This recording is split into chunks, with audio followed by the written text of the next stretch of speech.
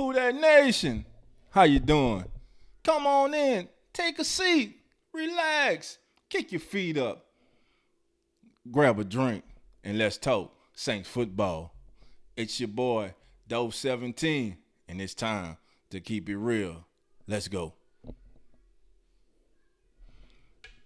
How's everybody doing today? It's your boy, Dope 17, and I'm here today just to talk to you. Let's talk a little bit, family. Let's talk about Trevor Penning and Lucas Krull, our two rookies. One was a first round draft pick. The other was a undrafted free agent signing that has been ranked as one of the best undrafted free agent signings in the league. When Krull came out of high school, he was the number five tight end in the entire country. He went to the University of Florida, but he wasn't receiving playing time because there was a gentleman in front of him by the name of Kyle Pitts. And we know he plays for those dirty birds. So Mr. Krull decided to transfer. And he transferred to the University of Pittsburgh. When at the University of Pittsburgh, his quarterback was no other than Pittsburgh Steelers' first round pick this year, Kenny Pickett. So why didn't Krull go undrafted? Your guess is as good as mine. From what I've seen on tape, his production, he's very athletic. He's a big guy. He moves well. He's a good receiver. And he's an adequate blocker. His blocking can get better. Matter of fact, if his blocking gets better, I think he may replace Nick Van Dent on this team. What do you guys think about that? When the Saints signed Lucas Krull after the 2022 draft, it was viewed as very good. WWL's Mike Detillier and Bobby Abel say Krull has been flashing a lot at last week's OTAs. The Saints were working on their 2-minute offense, and they said Krull caught a 25-yard back shoulder pass from Ian Book to keep the drive alive. Mike said that he had to twist his body to catch the ball. I mean, we're talking about a guy who's 6'6", 260 pounds, and who's able to adjust to a back shoulder pass, turn his body around, and catch the ball. And he catches it with his hands. He doesn't let the ball get into his chest. He uses his hands. So again, it's kind of strange that the young man wasn't drafted. But hey, I'm glad we have him. Any way we can get him, I'm glad. So when Krull, like I said earlier, when Krull came out of high school, he was a top 5 tight end. Went to Florida, found out he would be behind Kyle Pitts. Kyle Pitts, great athlete. We know what Kyle Pitts is, first round pick of the Atlanta Falcons last year. Enough said. Krull, who is a Kansas resident, signs with Florida, and like I said, he did not receive the playing time there because of Pitts. So he transferred to the University of Pittsburgh, where he became a very good red zone target for Kenny Pickett. Family, the Saints tight end unit last year was awful. It was just awful. Last year combined, I'm gonna read you this. Check this out. Last year combined, they combined for 49 receptions, for 555 yards, and only 7 touchdowns. Adam Troughton, Nick Van Nett, and Juwan Johnson, who early in the year was killing in the red zone. But for some reason, as the season went on, Juwan Johnson stopped getting playing time. Your guess is as good as mine. So the Saints opt not to even draft a tight end this year. So immediately after the draft, they went out and they signed Krull. Again, which seems to have been a very good move by them. Krull possesses very good athleticism. He's a very good athletic tight end. For a player his size, he can threaten the seam. He's a mismatch in the middle of the field against smaller DBs. And in the red zone, he's a big target in the red zone. And also, he has the foot speed to beat linebackers. Just put the tape on and take a look at him. He has enough speed where he can get past them linebackers, man. So the young man, we got a baller. We got a baller right there. Like I said, he's said to have the skills of a receiver. He could be a motion tight end, and he certainly could be a matchup problem. Now, the tight end group this year, between Troutman, Nick Vannett, Jawan Johnson, and Lucas Krull, someone must step up. Someone must step up and become that security blanket that Jameis is going to need. Someone must step up and say, I'm the man. We need a consistent good play. We need consistent good play from the tight end position the entire season. We just do. Now, let's talk about Trevor Penning. First round pick, the big guy, Northern Iowa, 6'7", 320 pounds. You turn on the tape at Northern Iowa, he's destroying everybody. Maybe because of the competition he was going against. He goes to the Senior Bowl, and he has a good showing. But something happened at the Senior Bowl. Trevor saw, I'm not better than all these guys here. They're just as strong and as athletic as I am. So, during the OTAs, in a recent interview, Trevor said that the one thing he is working on is his feet. He's learning to use his feet, to move his feet, and he's becoming more of a technician as a pass blocker. As a run blocker, he's already he's a road green. Man, he's just a load, man. He's mean, he's nasty. You know, he tries to pancake everybody. This young man does not stop. He's nonstop. He has a nonstop motor. So let me ask you guys this. Let's go to the defensive side of the ball. We know Cam Jordan, Marcus Davenport, and David Onyemata. Peyton Turner, Tanoh Passionwell, and Carl Granderson. Those guys, to me, are a lock to make the team. Who do you guys feel of the defensive linemen left over will have a chance to crack the 53-man roster? Please and please, please, please, please, please nobody say Taco Charlton. Man, let Taco go back to Taco Bell. They should never sign Taco Charlton. He hasn't worked. He hasn't even worked as a rotation player. Go look at his stats. I mean, he was a first-round pick, did absolutely nothing. Got playing time only because he was a first-round draft choice, but after that, they realized he couldn't play. They took him. They had to remove him from the star lineup and get rid of him.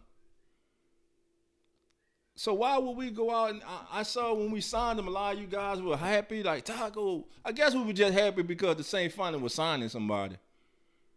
But Taco Charlton's not the answer at all. Then we look at the linebackers. Oh, man. Pete Warner, Demario Davis, newly signed linebacker Eric Wilson. But Mike Detillier has consistently stated that the one linebacker that has stood out throughout the OTAs has been Caden Ellis. His coverage ability, being in the right place at the right time. So is this the year Caden Ellis actually gets more playing time, more snaps? Quan is not signed yet. The Saints just had a meeting with Joe Schobert, brought him in. So maybe, folks, maybe Quan's not coming back. I want Quan back. I'm sure you want Quan back. But is Quan asking for too much? Are him and his agent pricing him out of the Saints' price range? An often injured linebacker, but he's very productive sideline to sideline. We love Quan. He brings that energy. He brings that juice. Them juice boys. So this week, we know the mandatory minicamp starts. Everyone is expected to be there. Can't go Mike is already there. Alvin Kamara should be in town. Marshawn, Laddie Daddy, Lattimore should be in town. Young Paulson of Debo, Alante Taylor, CD Deuce, CJ Gardner Johnson. You know, that boy. Yeah, who want all the smoke. Speaking of smoke, Young Smoke Monday, undrafted out of Auburn, chip on your shoulder. Minicamp, OTAs, now minicamp coming up, and you get time off, get ready for training camp. Smoke Monday. That's just a hell of a name, man. That's a football name now. Smoke Monday. And then Bryce Thompson. Bryce Thompson continues to make plays. He did it last year. If not for injuries, Bryce Thompson would have been part of the 53-man roster. If you don't believe me, just go back. Listen to the coaches. Listen to the media who covered it. The young man had a real good chance of making his team. My thing is, I see today the Saints brought in for a visit David Johnson, the former All-Pro running back with the Arizona Cardinals. Then spent some time with the Houston Texans. I think David Johnson's best days are behind him. Why even bring him in? There are other veteran running backs we can bring in. David Johnson's best days are behind him. He's going to be just like Antonio, like Freeman last year. He's going to get cut. He's not going to make the team. He's not going to outplay the young backs we got. He's not going to outplay Abram Smith, Tony Jones Jr., Ozigbo. He's not. Now, he might beat out. He's not even going to beat out Dwayne Washington because Dwayne Washington is a special teams ace. So maybe you just bring him in as a camp body. I knew Kamara was going to get suspended, but I'll roll with what we have. To me, right now, David Johnson is just a name. That's it. He's just a name. A player that once was, don't get me wrong. In his heyday, he was very good. He had a 2-3 year span when he was one of the elite running backs in his league. But that time is long past. It's not now. Give me Mark Ingram. If Kamara gets suspended, or when he gets suspended, give me Mark Ingram. Give me Ozigbo, Abram Smith, and Dwayne Washington just because of special team. Just because of special teams. But, again, Tony Jones Jr. will make the team because Alvin Kamara will be suspended. Remember I said in the earlier podcast, I wouldn't be surprised if Ozigbo and Smith made the team. And either maybe Tony Jones and Prentice get cut. Do we really need a fullback when we can use tight ends? In the H-back role, we could throw a tight end back there. We could throw a big defensive lineman back there. Do we really need a tight fullback? Will we even use the fullback this year? How much will we use the fullback this year? Only time will tell. How much did we use him last year? Somebody tell me. I'm looking forward to this mini camp. I want to see how this squad looks. I want to hear. I want to see the reports. A fully loaded wide receiver room. Jarvis Landry, Chris Olave, can't go Mike, Michael Thomas, Mr. Deontay Harty, and my boy, because a lot of people done slept on this young man. He got better as the year went on. Marquez Callaway. That's who I'm talking about. But if the Saints decide to keep 6 wide receivers, is Traquan that number 6 receiver? Is Easop Winston that 6th receiver? Is Kurt Merritt that 6th receiver? If the Saints don't keep a fullback, maybe they keep a 6th receiver. How many tight ends would they actually keep? We have no idea what Taysom's coming back from his injury. It could be middle of training camp, after training camp. It could be the first half of the season. We don't know. But we know he's penciled in as a tight end. But I think he will be more of his old role, a jack of all trades. We're going to see Taysom at tight end, fullback, short yardage. We're going to see him split out. We might even see his crazy behind back on special teams. Running up, and especially on offense, something wrong with Taysom, man. Taysom just run over linebackers, defensive tackles, safeties, corners. He runs over everybody. Then he likes to smile. Jump up, smile. He's just a big kid having fun. He's a great all-around football player. Taysom here is just a football player. And enough people are not talking about him. The Saints now have weapons. They now have weapons.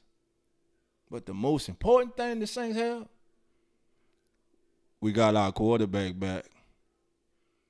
Did you hear me, Who That Nation? Our quarterback's back. He's been at the OTAs. J-Bo! Jameis Winston. Yeah. We hear them clowns in the national media. We hear them clowns say. All they talk about, you know it, that foolishness, that stupid saying, that untrue saying, 30 for 30, 30 for 30. No. They somehow always omit the man threw for 33 touchdowns and over 5,000 yards. Jameis Winston. You let them tell it. They act like Jameis Winston's been a bust. He's led the league in touchdowns. He's led the league in yards, passing yards. He's won Rookie of the Year. He's been to the Pro Bowl. Who That Nation? We have a Pro Bowl quarterback. We have a young man that was 5-2 last year before being put out for the year by his former team by a horse collar tackle. So, yes, we have our quarterback back. And now, this is his team. This is Jameis' team. Make no mistake about it.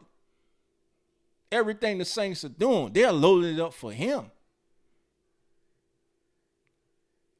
He has the keys. He has to drive this car. He doesn't have to play hero ball. Listen here. Jameis said something early in the offseason. Jameis said, I can do everything. Again, I can do everything your favorite quarterback can do. So all you Aaron Rodgers lovers, Tom Brady lovers, Mahomes lovers, Josh Allen lovers, Herbert lovers. Who am I getting? Russell Wilson lovers. Who else everybody like? Help me out, fam. I'm going to blank. Maybe that's it. Jameis can do everything that they can do. He said it out of his mouth. Is there a throw that they make that Jameis can't make? Nope. Who throws a better deep pass than Jameis Winston?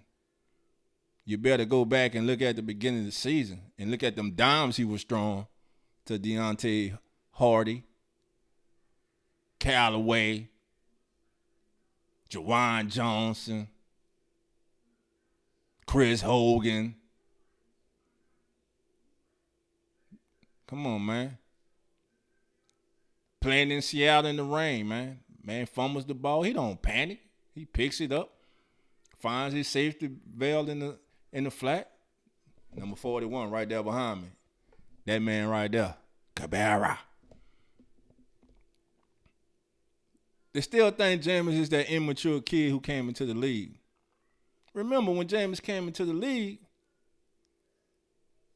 Tampa Bay wasn't like they are now.